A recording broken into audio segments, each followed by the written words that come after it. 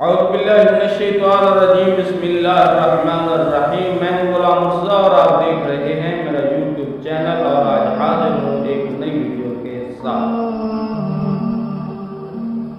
کربلا کا میدان تھا جب امام حسین علیہ السلام کو شہید کر دیا گیا۔ خیمے لوٹ لیے، زیورات چھین لیے، تازیانے بچوں کو مار دیے۔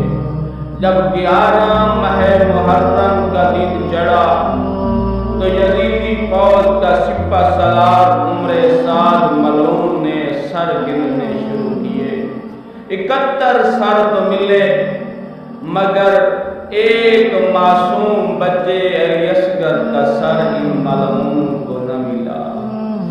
اس ملعون نے پوچھنا شروع کیا کہ کس نے علی اصغر کو شہید کیا تھا، اس کے پاس سر ہوگا۔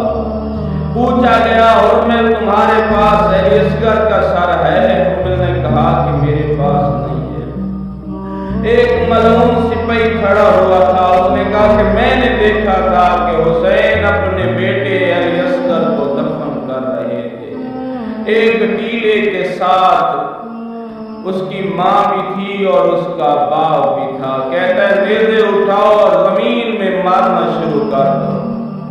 ان ملعون نے نیزے مارنا شروع کیے، ایک نیزہ زمین پر نہیں لگا، جناب رباب کے جگر پہ لگا ہے۔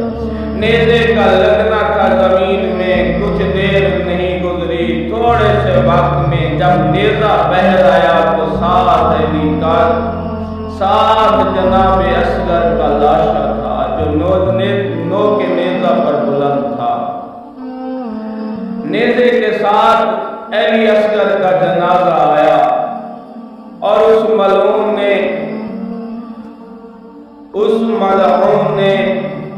نیزے پر علی اصغر کو بلند کیا، اور پھر ایک ملعون دوڑتا دوڑتا آیا، علی اصغر کا سر قلم کیا، اس چھوٹے سے سر کو نو کے نیزہ بلند کیا۔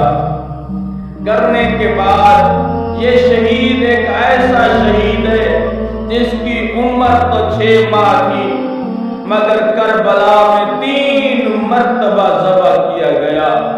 پہلی مرتبہ جب امام حسین علیہ السلام پانی لینے کے لیے گئے تو حرمل نے تیر مارا۔ دوسری مرتبہ جب اصغر کا سر نہیں مل رہا تھا تو زمین میں نیزہ مارا۔ تیسری مرتبہ اس وقت ذبح ہوا جناب اصغر علیہ السلام جب سر سے تن جدا ہوا۔